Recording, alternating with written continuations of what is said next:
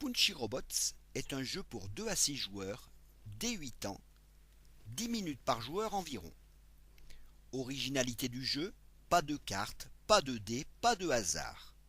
Programmez votre robot et prenez les bonnes décisions en cours de partie.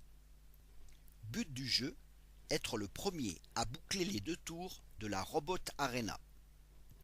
On installe la piste au centre de la table, on dépose une unité d'énergie sur chacune des 5 bases de l'arène.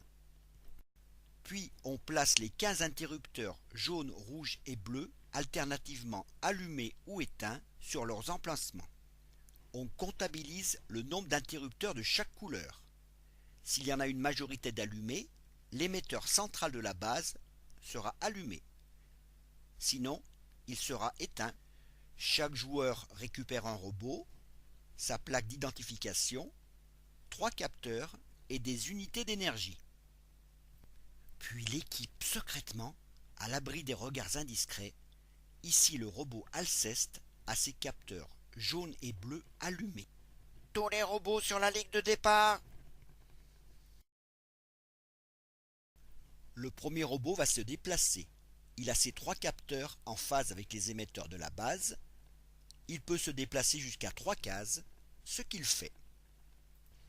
En arrivant sur la case, il inverse l'interrupteur bleu.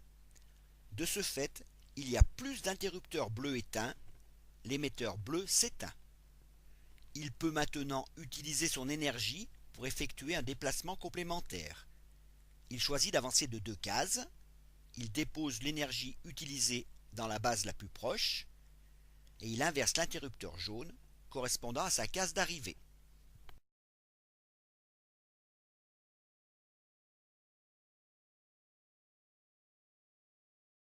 Le robot B ne peut avancer que de 2 cases, seuls ses capteurs jaunes et rouges sont en phase avec la base.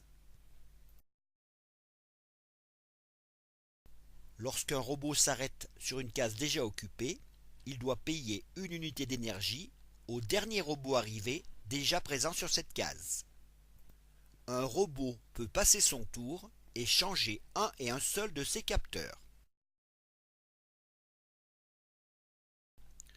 Un robot qui s'arrête sur une station d'énergie peut prendre jusqu'à 2 unités d'énergie s'il n'en a pas déjà posé, et également changer un de ses capteurs.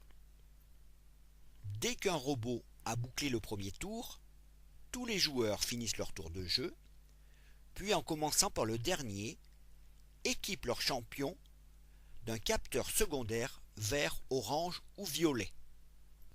Pour que le capteur secondaire soit actif, ici vert, il faut que les émetteurs de la base, jaune et bleu, soient allumés. Si tel est le cas, le déplacement pourra être majoré de 2.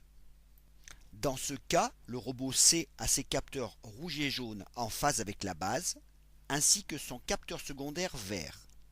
Il pourra avancer jusqu'à 4 cases.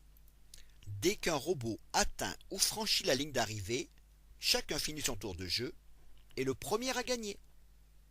Bon jeu!